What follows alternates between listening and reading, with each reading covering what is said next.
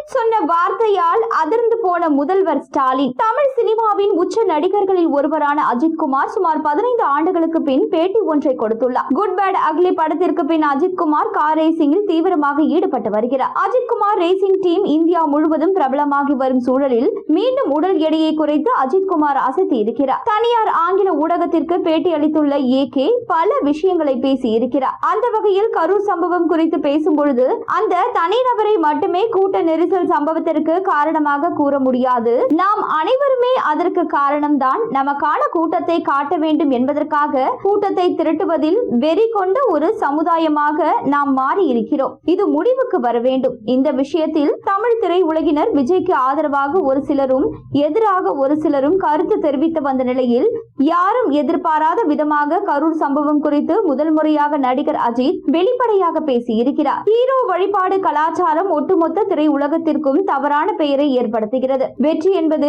ஒரு காட்டு குதிரை போன்றது. யார் வேண்டுமானாலும் அதன் மீது ஏறலாம். ஆனால் அதை அடக்க முடியாவிட்டால் அது உங்களை தூக்கி எறிந்துவிடும். கிரிக்கெட் போட்டியை காண கூட்டம் சேரும் பொழுது இது போன்ற அசம்பாவிதங்கள் எதுவும் நடப்பதில்லை. தொடர்ந்து ரசிகர்கள் தங்கள் குடும்பத்தை முதலில் கவனிக்க வேண்டும் என்ற கருத்தை வலியுறுத்தி வருகிறார். அதே போல தற்பொழுது தங்களுடைய உயிரை பணயம் வைத்து நடிகர்களுக்கு அன்பு காட்ட வேண்டாம் என்ற கருத்தை பேசியிருப்பது வைரலாகி வருகிறது. அதோடு கரூர் சம்பவம் குறித்து தன்னுடைய கண்ணோட்டத்தை மிக முதிர்ச்சியாக அவர் பகிர்ந்து இருப்பது பலர் மத்தியிலும் பாராட்டுகளை பெற்று குவித்து வருகின்றது.